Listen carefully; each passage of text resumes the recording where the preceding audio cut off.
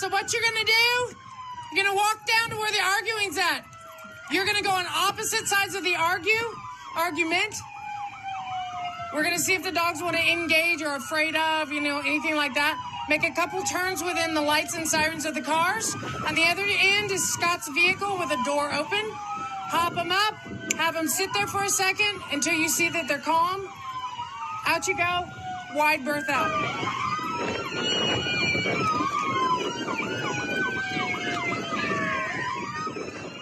Hey everybody, welcome back to the Dr. Virga podcast. I'm your host, Jessie Virga. Today I have an amazing guest. She is not only a combat veteran, she is also a law enforcement veteran who has now begun a nonprofit and a for-profit service where she trains canines to be critical incident response dogs.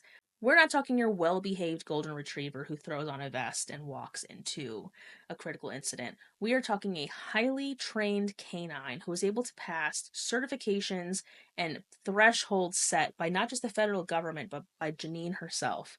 These dogs sometimes have multiple tasks, from search and rescue and recovery to understanding stress and knowing how to provide the support an individual needs. Janine's going to share stories about first responders who aren't really dog people, who have come up to her and have thanked her for bringing her canine to one of their critical incident response debriefings to help reduce their stress. Because after all, it is stress, especially the stress of being a first responder, that is taking a toll on our nation's heroes. Without further ado, let's get into the interview.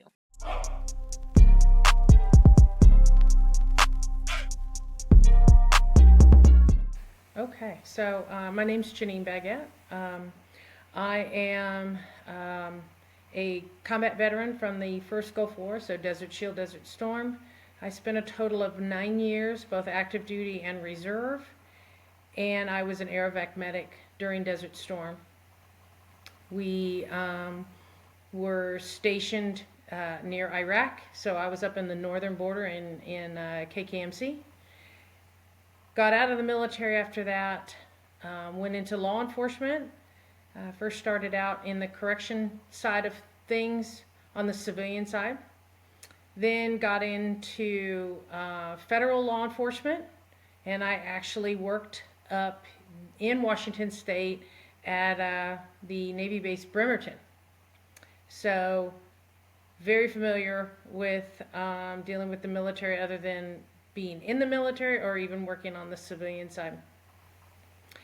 I got out of doing federal work when I moved to Texas because we're having some family issues. Mom was having some health issues and stuff. I moved to Texas, became a cop here. In that time frame, I had been doing search and rescue and other types of canine work, and then got full hands on within moving from California to Washington to Texas. I started out on the search and rescue side and then got into the narcotics, explosives. I'm even doing things like water leak detection work now with some of the dogs. We're getting into the child trafficking side of the house in regards to detecting the cortisol levels, adrenaline levels in people, and taking it and spinning a little bit of search and rescue, a little bit of building searches that a patrol dog might do or will do, and then the stress hormones, kind of melding them together. And that's why we're getting into the child trafficking side of the house as well. So we're doing a lot. We're on the cutting edge. I've been working the cortisol and adrenaline now for about 3 to 4 years and developing that process. And so now that I am retired out of law enforcement, I have decided to get this nonprofit going, and I don't know if you want me to jump into that or what. Yeah, no, let's talk a little bit. So I had a question. So your search and rescue work, I know that was pretty extensive. So what types of dogs did you work with search and rescue? Breed-wise, or the specialties that we use the dogs for? Let's do both. Okay, so I started out with an Australian Shepherd. I've had a lot of luck with Australian Shepherds. It's a great breed. It's a nice size that if you're in the back hills of the Sierra Nevada mountains, I can actually throw that dog up over my shoulder on top of my pack, and I can carry that dog out if I needed to. But I've worked Belgian Malinois, Labradors. I've helped train and or trained for other people, different breeds, bloodhounds, German Shepherds, giant Schnauzers, German Shorthair Pointers, a menagerie of breeds. What I actually certified in was area search wilderness type areas. I did cadaver, land cadaver, urban disaster, so basic urban disaster, avalanche. I'm trying to think of what else. I didn't certify in it, but I've done tracking and trailing. I've actually, in a good way, cheated on a couple area search tests because the tests were supposed to be X amount of time frame, and luckily my dog cut a track. Even though we weren't certified in it, he knew how to run a track, and so I remember my first test we did as a 40-acre test, and he just happened to track the person, cross the person's track. And a 40-acre test, you have 2 hours to find the one person that you know is somewhere out there in the 40 acres. And I think it took me less than 10 minutes from start to find. So That's impressive. Yeah, that's no, I was extremely pleased with my boy. So so those are the things I've certified in regards to the search and rescue side, but I've certified both ATF and nationally in both for explosives, and then the narcotic side I've worked narcotics dogs as well. The only thing that I didn't certify in myself, because I was never in the position to be asked to, is the dual purpose dog. And that's never been my forte anyway, because I think it takes more finesse and a lot more training and education to teach a dog to detect an odor versus the excitement and craziness of doing a patrol dog that's going to go out and bite someone. So, and less liability. So, right. Yeah, my short time with search and rescue, I've just been thoroughly impressed with the dogs that we have. I primarily work with the cadaver dogs, but they are sometimes. I know Scully, for example. I believe she's also tracking. Just thoroughly impressive. I mean, I've seen her detect evidence just across a field, and it's definitely impressive. So, when did you start K9s for Freedom? I started doing all the nonprofit paperwork probably, if I remember, sometime in 2011. In 2012 was when I got my official IRS status. Right after that, I went and got my state nonprofit status. So I have both. And since then, I've also started a for-profit business, which is K9 Peak Performance. And I assist people with other things, whether or not it be pet stuff or detection work or whatnot. But the nonprofit side, I started off doing handicapped service dogs for first responders, and unfortunately found out very quickly that that is a difficult route to take. I've talked to a number of nonprofits, especially those that work with first responders or specifically veterans, and they all agree. It's very difficult. It's a struggle. And I just wanted more. I wanted to help more people, knowing that I had both sides of the house. I had the veteran side and the law enforcement side. I wanted to be able to do more. And so my organization came up with this type of dog. I'm the first organization to come up with this. I'm the first organization to come up with a national certification, because my certification has been, I think it's 3 years old now, going on 4 years old now. And there are a couple other organizations out there now that do a certification for police canines for doing their version of whatever they call it, therapy dog, support dog, emotional support dog, whatever. I'm not a fan of any of those connotations because most cops, probably 99% of all veterans, take that as a weakness, and that's just not something that they want to have anything affiliated with them. So I came up with the Critical Incident Response Team K9, as it's been dubbed. I've trademarked the name, I've trademarked the logo, and reason being is it sounds serious because it is. A lot of people think that it's just fluff, it's just petting a dog, and no, that might be part of it for some people, but that's not all of it. But then too, most cops and most veterans love acronyms. So if you can say, hey, do we have any CERT canines available? That's going to sound a lot better across the board, across the radio, across, whatever you're talking through, than, hey, where's our therapy dog? Kind of thing. It's not going to go over as well if you do something like that. And these are true police canines, or, if they're paired with a fire department, it's an actual agency canine. It's not just the pet that somebody decided to bring to work that day. There is criteria that you have to meet. There's prerequisites that both the dog and the handler have to meet. There is health standards for the dog. There are behavior standards. There's in-depth training that are requirements for you even to register to take the test. One of which is you have to be an agency representative. You can't be a contractor of. You can't be, a private organization. You've got to have a direct affiliation, as I call it, a card-carrying member of that agency. I don't care if you're paid or not. I don't care if you're sworn or not. That part doesn't matter.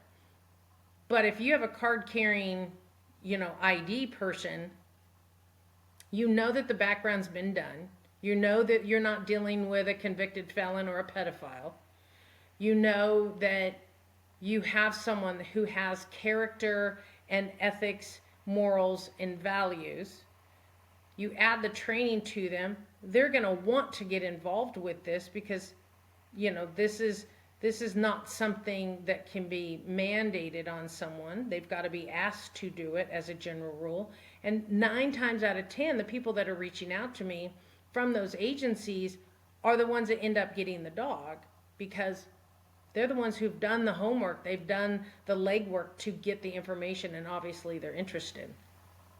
And then from there, the industry standard for any police canine has already been mandated by FLSA, which is the Fair Labor Standards Act.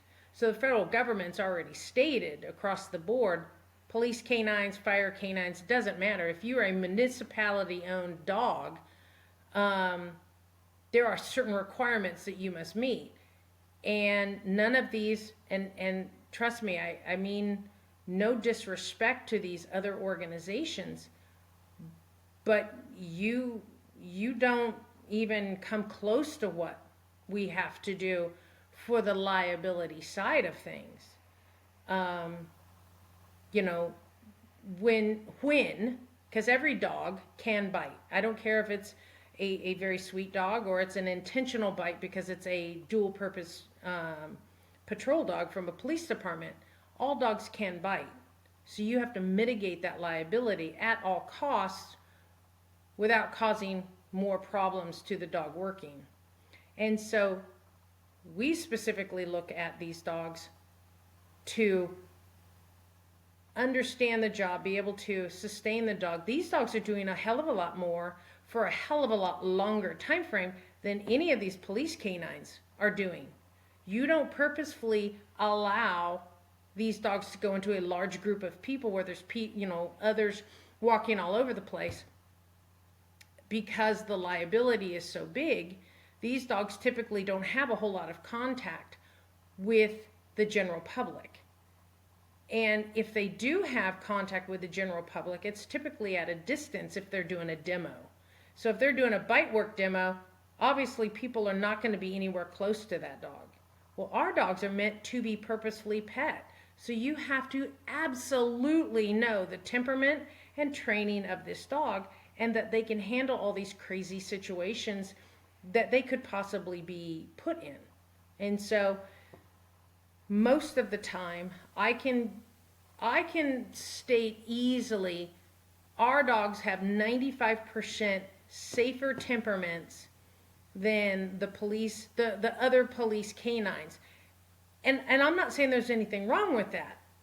Ours, we have to, because we're exposing them to community members and groups of people in a closer proximity, purposefully allowing people to pet them than what these other dogs are doing. So we've got to be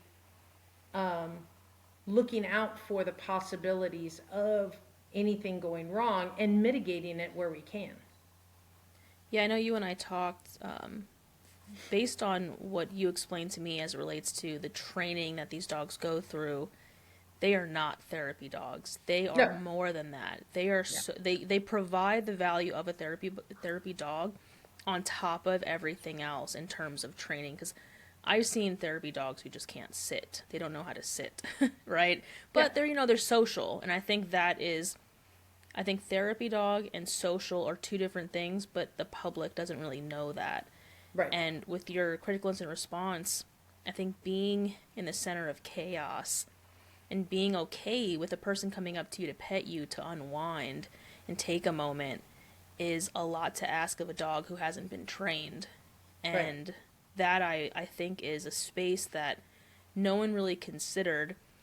And I think first responders alike are now seeing how beneficial it is to have this, critical incident response area where you have, like the agency social worker who's there, who's, sit down, unwind, de-stress. And then you have this amazing dog who's able to sense your stress level, who's able to be okay in the chaos and still provide you support. So I love that. So if you could... we can go to you as well, versus you're not wanting anyone to see that you're going to go talk to a therapist or talk to a practitioner of whatever level. We'll come to you. And a lot of times what we're seeing across the board at agencies is you'll have a person, they may not even be on your radar in regards to having an issue. And literally, while I was pairing a dog, the new handler was getting phone calls saying, "Hey, are you going to be in? I need me some Will time." And Will's the name of the dog. This is not anyone that was on their radar. Right. And then what we call it in law enforcement is a spontaneous utterance. You relax to a point where things just start coming out your mouth, which is great, because then when you let out a little bit of maybe what's on your mind, we might then be able to refer to other things. Or maybe it's you just need someone to talk to. And if that dog can be that bridge to start that conversation, I mean, what more could you ask for? You're not going to them. They're actually coming to you. Yeah, a little gateway to positive mental health. Yeah. Yeah. No, I love that. I did want to talk a little bit about the handlers, because the handlers are these card-carrying members within the agency, and that could sometimes mean police officer or a firefighter. So what does the handler have to do? I don't want to give away any secret sauce, but the training that your dogs go through, based on what you've told me, is phenomenal. I can't think of a single agency that provides what they call a therapy dog that's a canine. That's a canine therapy dog. But the handlers, how you kind of go through the handler training, I think is also very unique and speaks volumes to your experience in this area. So if you want to talk a little bit about what the handlers go through and how you approve, I guess, or go through that selection. Sure. 9 times out of 10, like we were talking before, the agency just basically picks the person who's been doing all that homework. There has been occasion and it's completely up to the agency, because once the dog goes to them, they then own the dog. But they'll go through an interview process, maybe with their own agency, to see who wants to be the canine handler. And then they pick however they pick.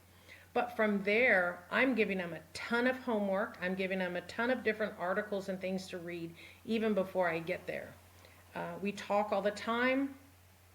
Here's the good, bad, and the ugly about this dog, because we all have it. I don't care if you're human. I don't care if you're a dog. There's always some things about you that people like and people don't like so much.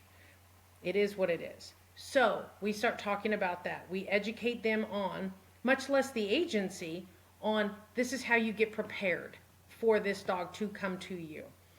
Now, for the law enforcement side and the fire side, it's pretty easy to give them a list of these are the things you must do. Because number one, my dogs go as professional canines to these agencies. So the federal government has already mandated what they have to do. And so I send them, FOP is a great organization for law enforcement, and they did a letter, I can't remember when it's dated, but I have a copy of it, and I send that to the agencies about these are the things you must do for the dog and the handler. And we're willing to tweak that a little bit, but in general, you've got to get prepared. The agency has to have a vehicle assigned to that dog and handler. You've got to be prepared to have either a crush-resistant crate or an actual canine insert. Just depends on the agency. If they already have a car that's available, yay. If not, we figure out a way to make it work. There's a lot of other things that go into that, but we do a lot of training ahead of time. I give them a lot of things to read up on. The moment that we schedule for me to bring the dog to them, I'm spending 5 days with them, and these are 10 to 12 hour days as a general rule, and all we're doing is training. They have been taken away from their regular assignment, and we're training. We're going out in the world, we're doing stuff. This is what you do here, this is how you do, and it's every day, all day for 5 days. Then we give them a little bit of time to bond and get used to each other. And depending on if there's other teams in the area, Kansas, I have soon to be 8 dogs in the Kansas City Metroplex. So both on the Missouri and the Kansas side. They all train together. And it's that type of a canine training resource that they can also jump into to ask questions. I'm a phone call away. I told them until, the dog passes away or you give it back, I'm a phone call away. If you have a problem, you have a question, you have a concern, call me. And so I'm always available. That's at no added cost in regards to all of that. And we can get into the cost of all of this if that's what you want to do. But in general, there's also then prerequisites that they have to come up with, their certificates to submit to take the national test. Now, the national test is a third-party test. It's not under my organization. It's under AERI, which is Alliance for Emergency Response Instructor and Examiners. They're a U.S.-based, out of Texas, U.S.-based first responder agency certifying body for both human emergency response and canine emergency response, search and rescue, and then they've now added mine. So it's not open to the general public. So they do the certification, and then it's good for a year. But we do a conference every year, and during that conference, we do the testing. And so there's that. There's training with each other. There's calling me. If you need me to come up, then I'll go up and I'll help. Or you can come down to where I'm at, and we can do some training there. So that is always going to be an opportunity for anyone to take advantage of that has one of my dogs. We also have dogs that come through the conference and that certify that are not my dogs. They didn't come from my program, but they're with agencies. That's perfectly fine too. Whether or not I trained the dog or the agency got the dog from me, as long as it's a agency dog, we'll let it come to the conference, and we'll let it certify as long as they've got all their prerequisites done. Yeah, see, just that in itself, just the process of just the handler is so much more extensive than what I've seen.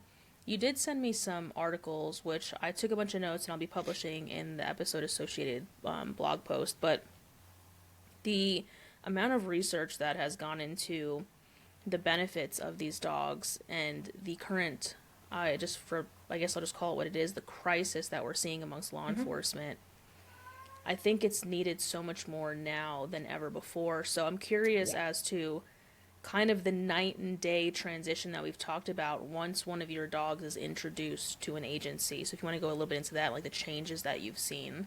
Sure. Typically what it comes down to is, let's say I get a phone call from someone within the agency wanting to get a dog. 9 times out of 10, it's a lower level person that is on a crisis response team, a wellness team, a mental health team, depending on what that agency has. From there, they have to put together a presentation or something to sell the administrators on to get the dog onto their agency. That's typically our hardest problem, is selling it to the administrators. And 9 times out of 10, even if they balked at it, when they get it on board, they can immediately see the difference with their people. And what I try and tell these administrators, because I'll meet with them if they want to meet with me, is you have got to show your people that you care about them as an individual, because you're losing your people. Law enforcement as a whole, we don't have a recruiting problem. We have a retention problem. And from what I'm understanding by everything I've read on the military, they've got it even worse. It's now both. It's both recruiting and retention. So law enforcement's at critical mass right now. We don't have enough to cover the jurisdictions that we are supposed to be covering. And with that being said, you have the politicians at the top of most of these agencies, and some of them are very good people, and there is probably a small percentage that I could actually call a true leader. But unfortunately, the majority of them are only administrators and politicians. And you can't get them to budge because whatever, they either don't believe in mental health work, that's not the way it's been done, whatever their excuse is. And when we do get a dog on board, it's absolutely mind-blowing to see people turn into small children. I mean, I'm talking a cop with 15 years on board that is like, wait, what? I can pet this dog? Yes. And you will see them in uniform and everything, like lay down, fall to the ground almost, and start rolling around with this dog. And they just kind of let loose and allow their body to somewhat relax, even if it's just for a couple minutes. It's a release that the body's been craving, but because of our jobs, we're not allowed to. Because you don't want to, you see things all the time at work that you wish you never had. You can't say anything about it because depending on the environment that you work in, whether or not it's healthy or toxic, you may not be able to reach out to someone and just say, that really bothered me when we had to go to this call, and, whatever. It was something about a small child or whatever. And so it's like, okay, just tamp that down. Well, then you go home, and if you have a spouse and you have small children or you have whatever, you're irritable, you're this, you're that, you're whatever. And then we try and protect those people that we care about by not telling them about what we saw. And then that causes a divide between the spouses.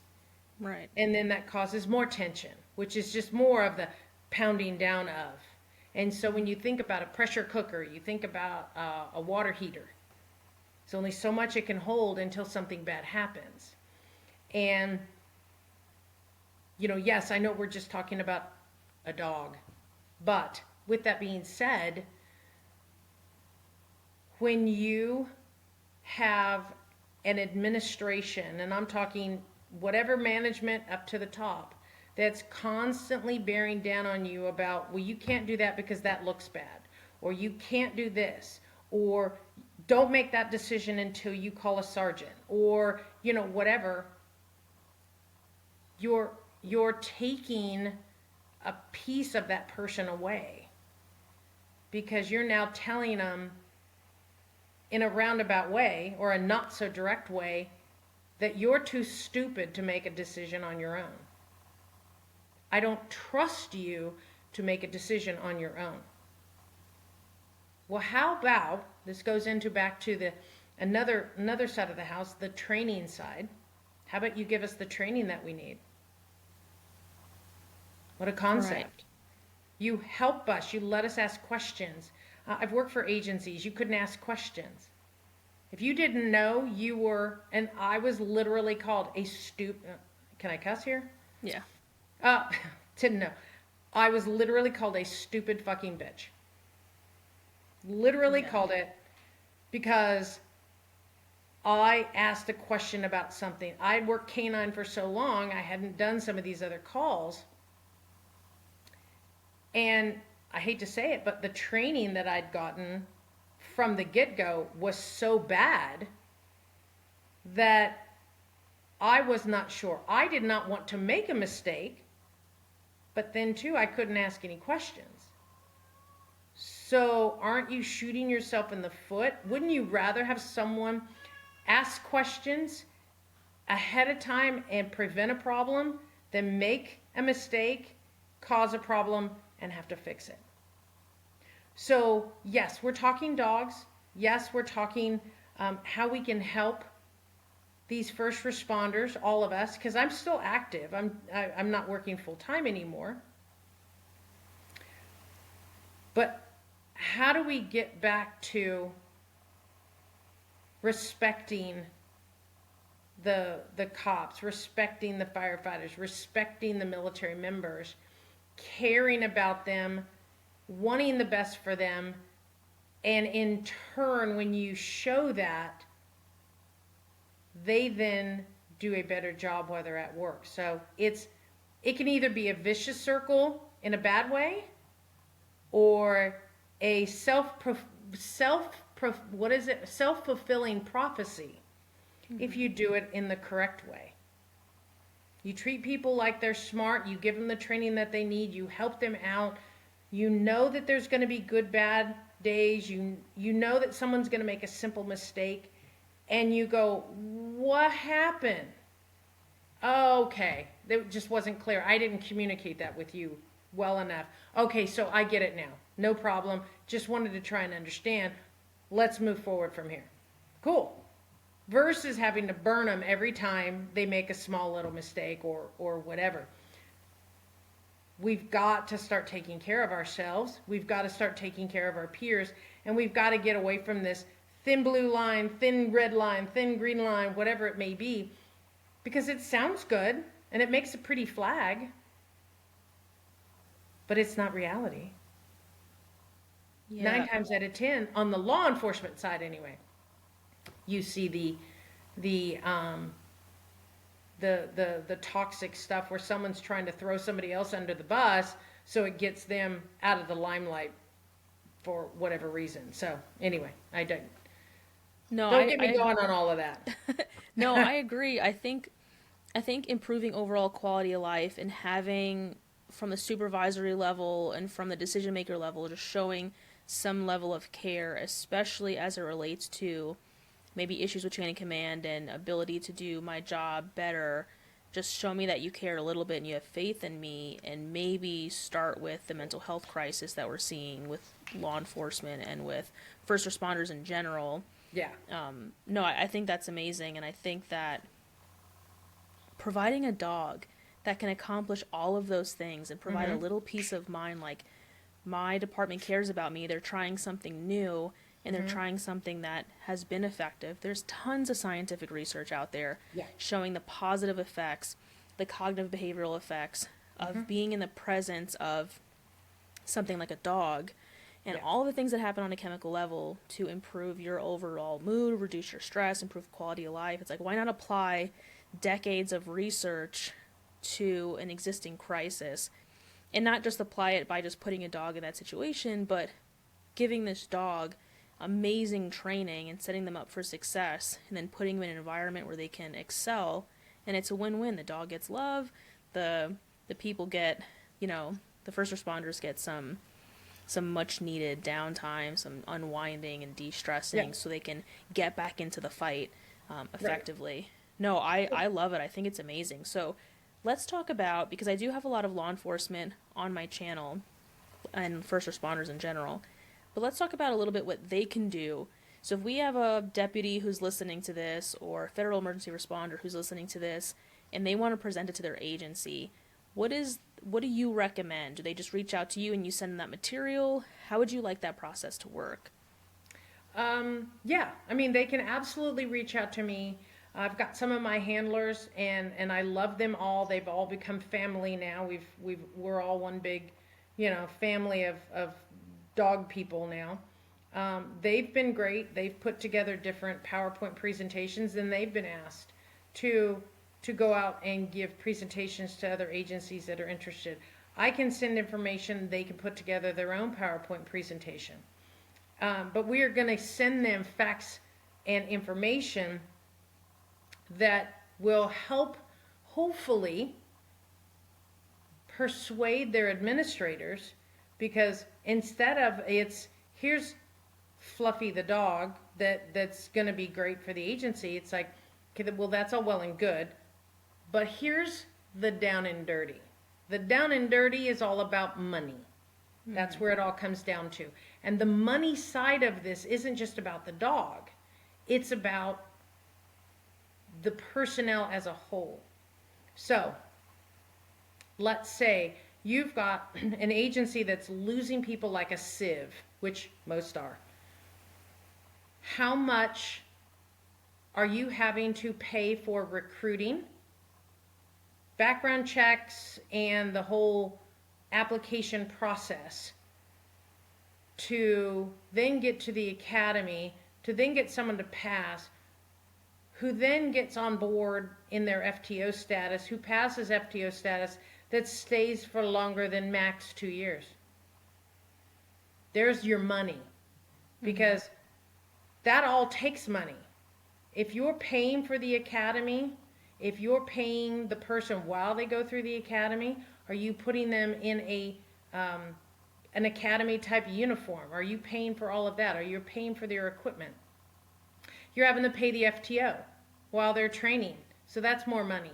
So then that's all these other things. There's backfills of people and overtime because you're losing people. That's all money that is very hard to come by. So it's not the fact of just showing them that we would really want this. You have to show it as a need. The need is, we got to keep our good people, and we're not doing it right now. Or we're trying to do even more to keep people, because one thing is not going to fix everything. So the dog is not going to be the quick fix for the whole agency, but it's a piece of the puzzle. And right. If you start doing what's good to help your personnel, you'll have less leave. And then what happens with that, because I've seen it, the last agency I worked for, people are leaving like it's going out of style because it's extremely toxic. People aren't going to apply other than those individuals who are just coming out of the academy, who might spend a couple years so they can get a little time under their belt, and then they're going to go for greener pastures. So you can't put a price on 5, 10, 15 years of experience. There's no money you can put on that. So you're now exchanging out that experience for a 1, 2, 3, 4 year person. Right. So there's you've got to make it look like a need, not a want. I mean, it is a need. I think that's the thing. Yeah. Exactly. I mean, they won't do anything that's not a need. Right.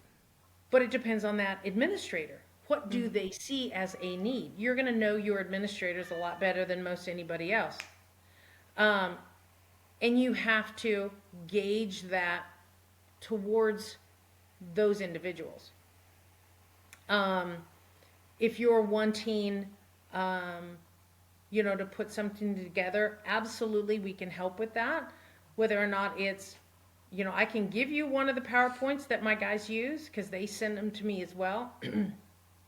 And then we stay up to date on everything. But the biggest thing is we need to keep it as a peer. Having an outsider coming in with a dog is going to cause you more liability on a number of levels. And because that's one of the excuses that I've heard. Oh, well, we have an organization that comes in. Okay, well, are these people vetted? Did you do a full clearance on them? Do they have a complete background check done? Do you know if they're a felon or a whatever else? Do they have their CJIS clearance? And if you don't know what that is, that's a problem.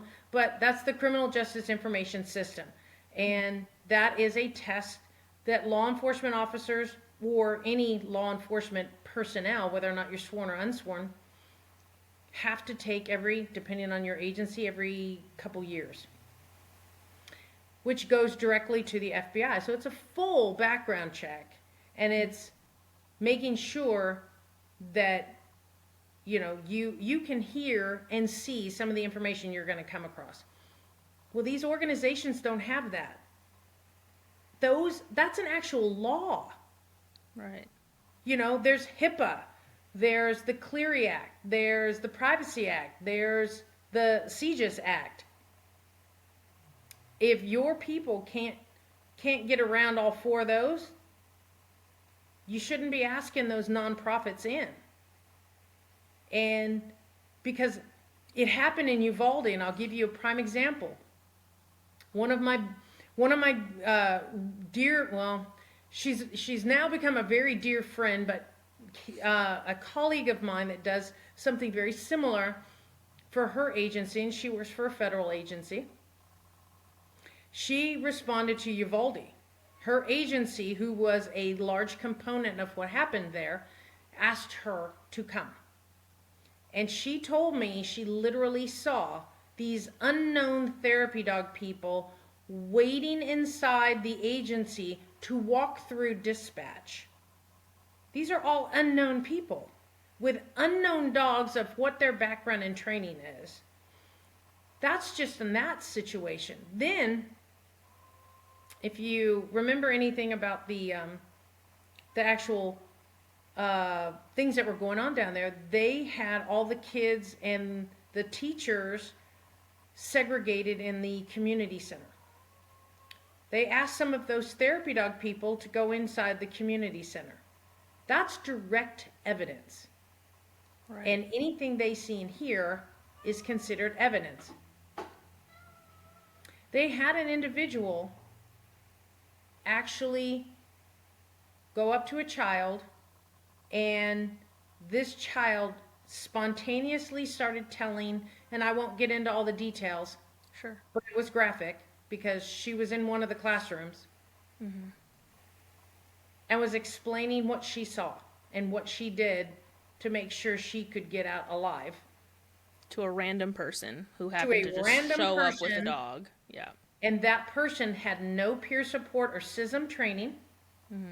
And the dog, it was way, way beyond its training.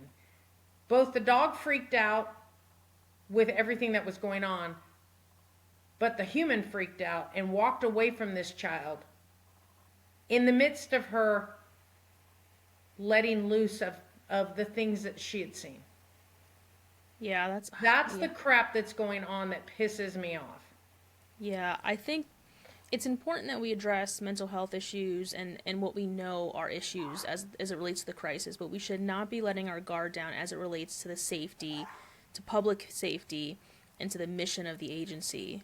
Right. So if you wouldn't let me walk in, if I just said, oh, I'm a therapist, and you wouldn't let me walk through, but I have a dog and then you let me through, like that to me seems like a huge vulnerability and a huge risk that agencies should be aware of. And it's like, well, there is this organization that exists that has been vetted, that goes through the proper chains, that works with existing personnel with your agency to match them with a dog to then provide that support. And you don't have to vet their card-carrying member. You've already vetted them when they were hired. Right. So that's why I love what you're doing, and that's why it's so different, because even with my assistance with the Eat and Fire and all of the efforts happening right now with all of the agencies, federal and local, and even at the individual jurisdiction level, there needs, what you're doing, it needs to be there. But we have to do it safely and securely. Exactly. And that's a big thing too, is you have these organizations that will self-deploy and show up for their 5 minutes of fame, or to say, oh, look, I was here, send us money, kind of stuff. There's no need for that. And what they don't understand is they've now added themselves to the subpoena list. Number one, for the case, they've added themselves to be brought in to tell what they heard. Okay, so you've now put, let's say it was an officer that decided to express some regrets of having to have ... Maybe they had to take somebody's life.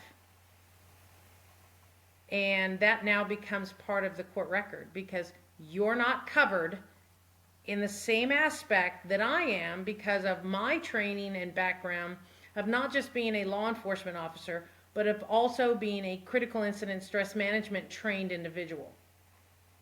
And you've now allowed this person the possibility of being tried in court. Yeah, I think about that. Especially these days. Look at who they're throwing into jail, or attempting to, on the military side. Some of those stories that I've heard, I'm sure you've heard some of them, where they're trying to fry a special forces person, and come to find out that wasn't even the person that did it. It was somebody else, but for whatever reason, they were going after that individual. And so,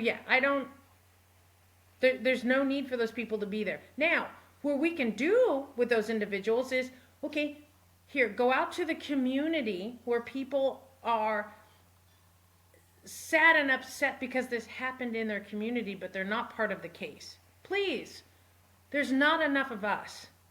Right. So please help us by going and helping them. We will take care of those that are within the law enforcement field, that are within the criminal justice case, because that's my specialty. Your specialty, go to the hospital. Right. And help those guys out there. Go to, let's say they're going to have a candlelight vigil. Go, please.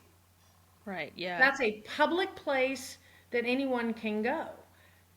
Go there. Don't go to the places that could affect the case or affect the first responder directly.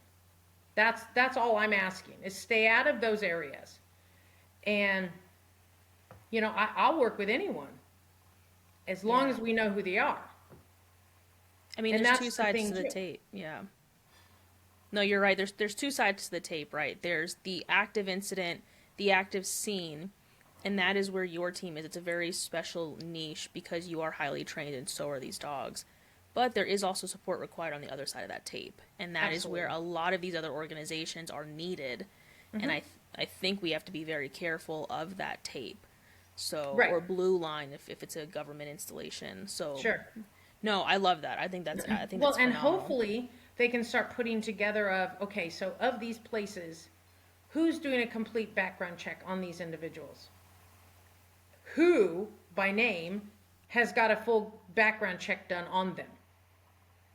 And then those people can be added to a list of, wherever they're allowed to go. I can show up with my ID and my badge.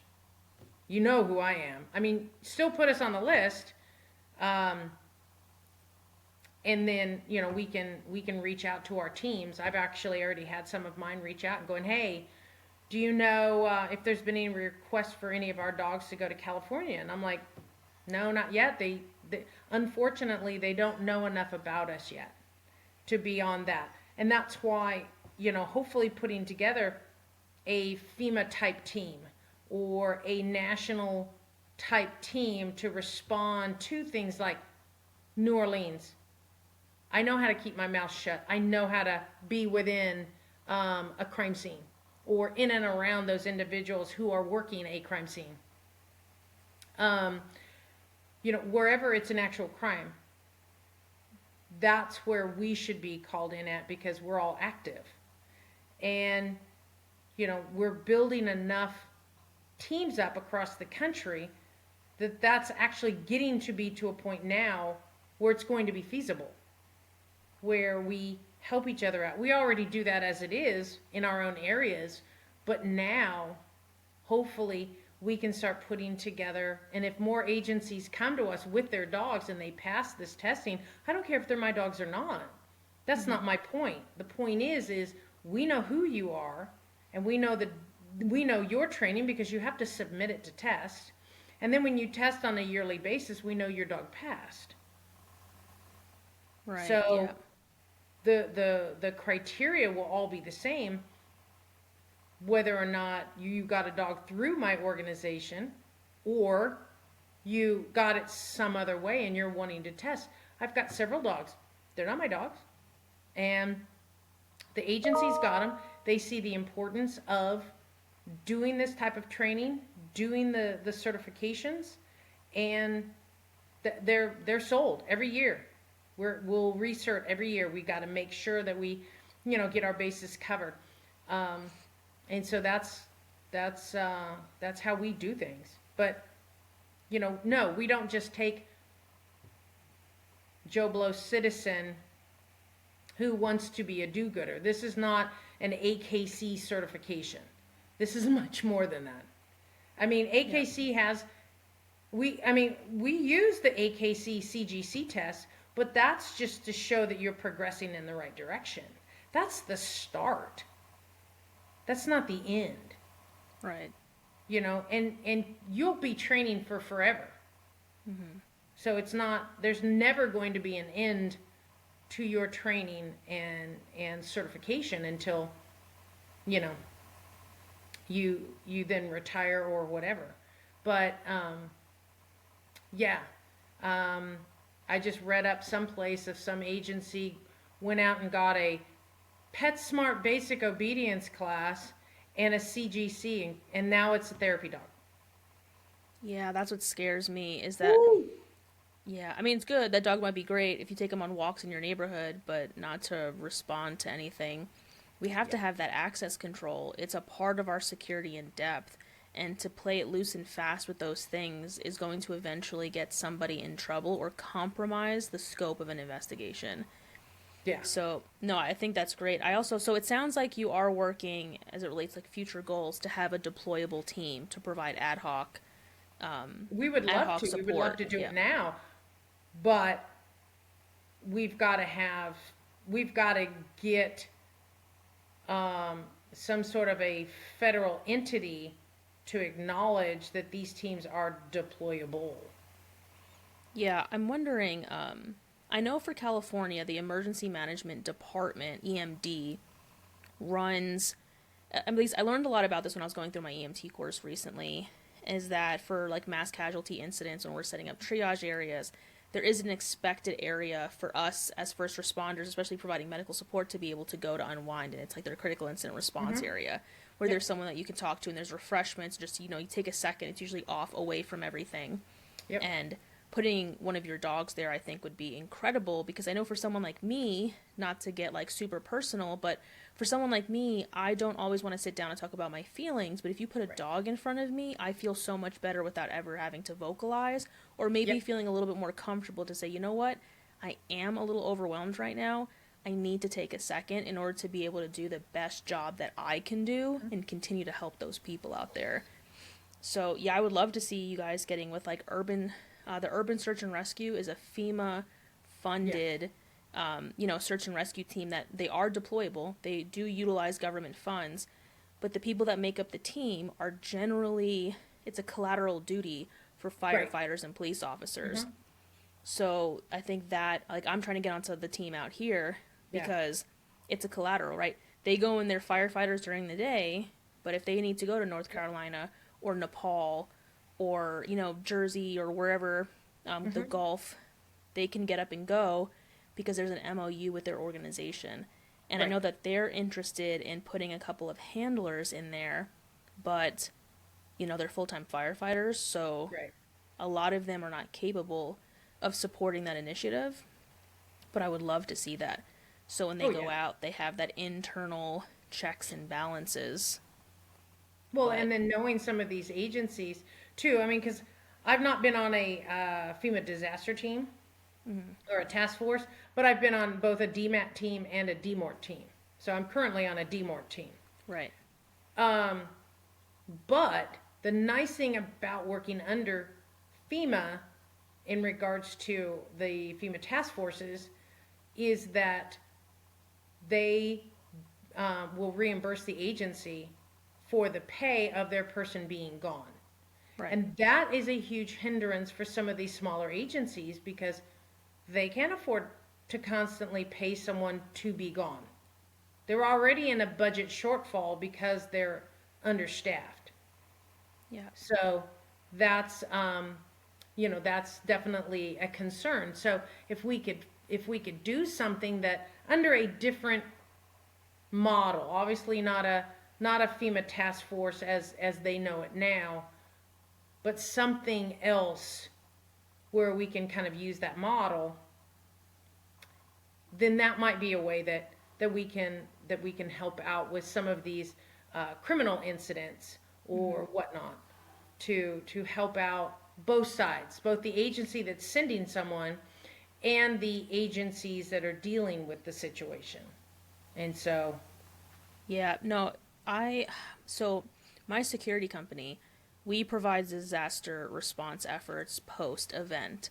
So once the event's been cleared and the damage has been assessed, usually by like FEMA, for example, in order to provide financial support to the area, to the state, usually I will come in at that point and I solely focus on the safety and security, people information, and infrastructure, but as it relates to that agency. So any government agencies, any, banks, for example, that burned down that they need to rebuild, like those sorts of things is kind of where I come in.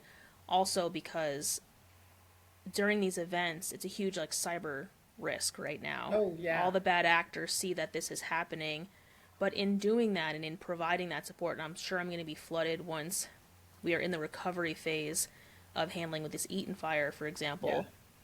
A lot of times when I go into that, people are just drained.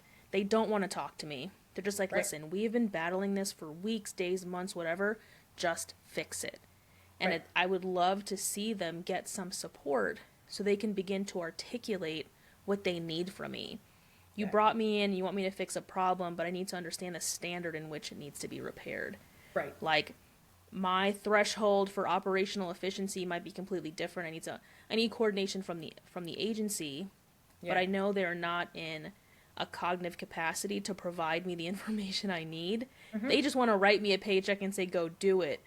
And I feel bad because I'm like, I wish I could help you. I wish I could sit down and say, what's going on? What do you need? And provide that level of support, but that's outside of my scope. And I don't think I would be very good at that. I think that Yeah. is definitely the Well, job for a and dog. that's a piece, you bring that up, that's a piece actually that we see very common across the board when it comes to working with these dogs. Whether or not you're talking a victim of a crime, let's say it was an assault victim or whatever. Or in that case, let's say it's an employee who's been through something and, between sleep deprived, the cortisol has been too high for too long. That purposely, it's very well known that causes basically a fog in your brain. Your brain is like, sorry. I mean, it's kind of like taking your computer offline. Sorry, not working today. It can't.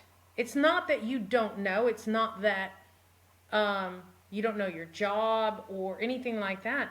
Your brain, just like in any type of an emergency, your body shuts down to what is bare bones needed to survive. And if it's breathing and, you have to be up and walking and moving or doing something, the brain is not going to be fully functional. Yeah. And, I mean, it's understandable. But unfortunately, well, for you and I, it's understandable. Again, we go back to these administrators. When you're put under so much stress for so long, it's the same thing. The stress causes so much cortisol, which then causes your brain to shut down, that you're going to start seeing mistakes that people make, or them not seem to know what they're doing, or irritable, or coming in late, or problems at home, or whatever it could be. It's not that this person is a quote-unquote problem child. It's what's wrong, and let's figure it out and fix it so we can get that person that we know back. Yeah. It's And also that's like, not what we're doing. yeah. And it's not like the fire's put out, we're done. It's not, okay, Yep. we wrapped up the crime scene, evidence been collected, or corner left. Like, it's after that too. It's like Yeah. the next day. And as we're writing the reports for this, and as we're trying to reconnect with our families, like you were saying, Yeah. like having a pause and having the ability to just exhale for a second. Yep. Like, you did a phenomenal job. You prevented this fire from going any further. You prevented needless deaths, needless destruction. You did your job and you did it well. Go home. And it's like, I need a second to decompress, right? Yep. And when I come into work tomorrow, because the job doesn't just go away, Right. it would be nice to have a second while I'm writing this report to just have someone near me or something near me that can tell that I'm still operating at 1,000 and can help me slowly start to bring it down. So that's why I think these dogs, they're great at the time of the event, but Right. they're also there for, in perpetuity, for support. Absolutely. And we do Moving that. forward. Yeah. And I love Well, that. And yeah. Yeah, when we do those debriefs, because typically SISM debriefs are done at about 72 hours. Right. And these dogs, absolutely, I've seen it with my dogs, and I've heard it from some of my handlers. They absolutely identify without any, which is how we train them, but they absolutely identify the most highly stressed person, and that's the person that they're attracted to. And the one debrief that I did not too long ago here in North Texas, my little guy, I have both an Aussie and I've got a Labrador that I'm using. And he was persistent. He's like, he would just go up. We're all sitting in a big circle.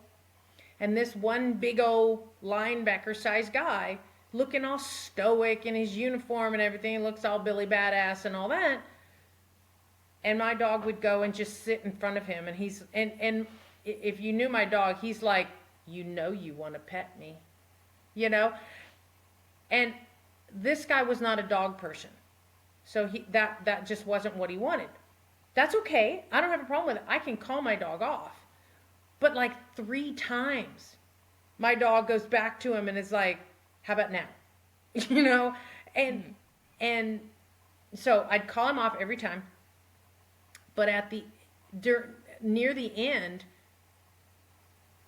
you could see each time my dog went up to him, it was like, okay, the secret's out. I'm upset, and everybody now knows it. and then you see him welling up. Then you see this big burly guy starting to cry. Then you see him starting to let it out, and it's like fantastic. Yeah, you're getting some of it out, and by the end of the debrief, this is like 2 hours later, he comes over to me and he gives me this big old hug, and he's like, I don't even know how to say thank you. He said, I'm not a dog person. I'm like, don't worry about it. It's not a big deal. He goes, but I so appreciate you being here. Yeah. And that to me was like, there you go. That's the reason right there. Yeah. Yeah. Yeah. No, that support's phenomenal. Yeah. Yeah, it just, I don't know why there's such a disconnect with administrators. I mean, I know for a multitude of years they have not been on the road, but come on. Yeah. And I find it to be an oxymoron when, I don't care if it's on the fire side or military side even. I've gone through leadership schools in the military. They call it a leadership school, which for me is a complete freaking lie. Yeah. Because it has nothing to do with being a true leader. It has everything to do with how to do progressive discipline. Mm-hmm. Or how to, write a policy and procedure. Or something of that sort. Those are important things to learn, yes. But just like with a civilian company, if you don't have people to work in your company, you don't have a company. Same thing goes for the military, for these different government agencies, fire, law enforcement, whatever. If you chase all your people off, who are you going to be chief of police over? Yeah, exactly. Bunch of rookies, bunch of new guys. Exactly. And unfortunately, and I know for a fact it is the same, that there is still a female issue within law enforcement and fire. Yeah. Now, there's definitely a lot of that, yeah. I have to admit, there's certain places in the military. Mm-hmm. There are certain places, in my own personal opinion, that women shouldn't be unless they can pass the test that was already there. Sure. No, I share that sentiment as it relates to readiness, mission readiness, yeah. Because I see some of these things that are going on, and you see this testing that's going on, and no one else gets a second shot at that. Why are you giving her a second shot at it? Yeah. Or lowering, well, you don't have to do, let's say 15 whatever. Now it's down to 10. Right. So. No, I agree. I mean, I was on some specialized teams in the military, and I was not, it's like, this is the standard period. It's not, it's not different for you. It's the same for everybody because of the mission that we need to accomplish. Right. If you can do it as a female, cool. If you can do it as a pineapple, cool. Like, we don't care who tries out as long as you can pass. I was fortunate enough to pass, but it was not easy. Right. And it's not meant to be easy. And it's not meant for every guy who tries it to be able to pass. It's meant for people who are ready. And I share that sentiment. I think if we bent in either direction, we would be a joke as a military, as a uniformed service in as a whole. And unfortunately, it's kind of gotten there. Yeah, I think they're waking up a little bit to that, though, because I think they're understanding now with a lot of the threats that we're seeing, a lot of the intel that we're getting, Right. we're understanding now that we're not as ready as we think we are. And if they were Right. to implement the standards as they were designed, excuse me, then they would see that some of the folks who have, quote, passed, they didn't pass to the standard that we need to accomplish the mission. Right. And that's a life thing. We don't want you to die out there, and we don't want your team to die. So, no, I share that sentiment, but I think there is a place, I mean, for the Marine Corps, for example, even the Army, a lot of the specialty ratings are open, but there's no change. Like, you have to pass certain standards. Yeah. But there are some other, I know what you're talking about, there are some other areas that they're starting to be a little more lenient. Special forces. Yeah. Nope. Exactly. Nope. Lowering the standards. Nope. Yeah, exactly. We have a ton of women as pilots. Fantastic. Yeah. But yet, on the other hand, and I don't want to divulge into something else, but yet, you have other crazy things going on, and you're like, wait a minute, I don't understand. Yeah. But anyway. No, yeah. No, I have a friend who's a female ranger, and if you want to be a ranger, you got to be a ranger. Ranger has a standard, so you have to pass that standard. No, I agree. Thank you so much. Before we wrap up, I just wanted to know, is there anything else that you want to throw out there and that you want to talk about as it relates to Canines for Freedom? Or, you know what? Let me ask you a question about your other company, because you mentioned you have another company. I wasn't aware of that. What is that other Yeah, I've brand? got a for-profit company. I've got an LLC. It's Canine Peak Performance. And what I do on that is kind of everything that the nonprofit doesn't. So, canine-wise, I'll do evaluations for people if they're wanting evaluations of their dogs for whatever they're wanting. They're doing problem solving for, I don't care if it's a pet dog to a working dog. Training other types of detection dogs if that's what they're wanting. It's kind of the other side of the house that I can do some contract work under, which I've done. I've got some municipalities that I've worked with on the water leak detection. I'm actually teaching dogs water leak detection. We're getting into some of the other things as well. So that's where the child trafficking is going to come into in regards to if they're wanting me to train the electronics into the dog, I can absolutely do that. But then too, it's kind of a combination. It's a critical incident dog that we can also use to detect the electronics for these pedophiles that they're going after, child traffickers. Oh, right, yeah. And hopefully, one of the big things I see it being used for is if you go into a situation with a sting operation where you're looking for a pedophile and they've hidden the child somewhere within, these dogs are going to help to locate those hidden spots.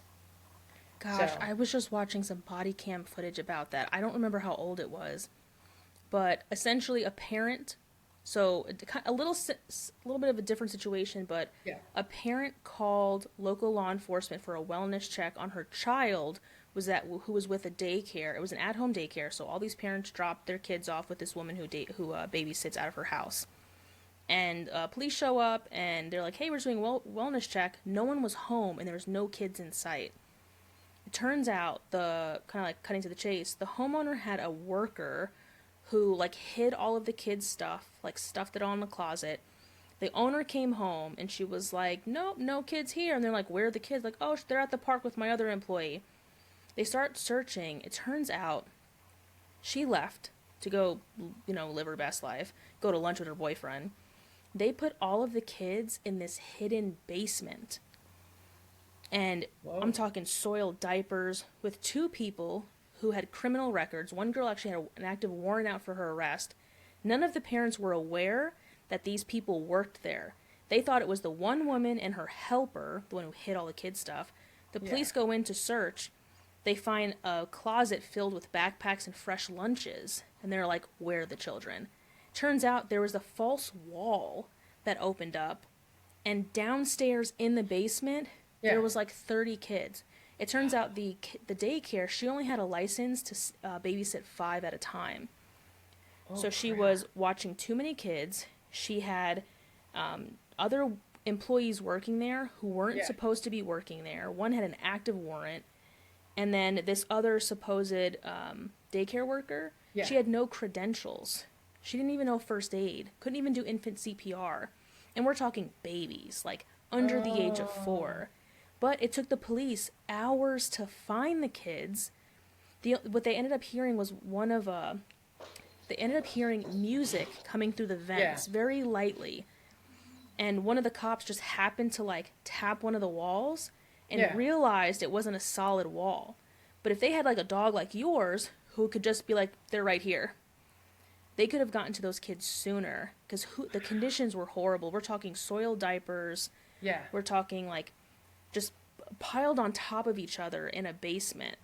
That is It was horrible. crazy. Yeah, but situations like that, having a detection dog there who can find that is incredible. Yeah, it's that's why my basic motto is dogs rule, people suck. Yeah, no, I agree. It is what it is. But yeah, so any agencies that want to reach out, any individuals, please reach out. Email, phone, whatever, smoke signals, whatever. Yeah. You know, it's absolutely going to help. There is, especially if they already have canine units, this is not going to add to their liability. They've already got the coverage. Right. But at least if you go through an organization, whether or not it's mine or someone else's, obviously I would prefer you to go through mine, who actually knows how to temperament test, who knows how to train these dogs, who can mitigate that side of it, that we can prevent as best as possible something bad happening with the behavior of the dog, then that's going to be your best way to mitigate liability.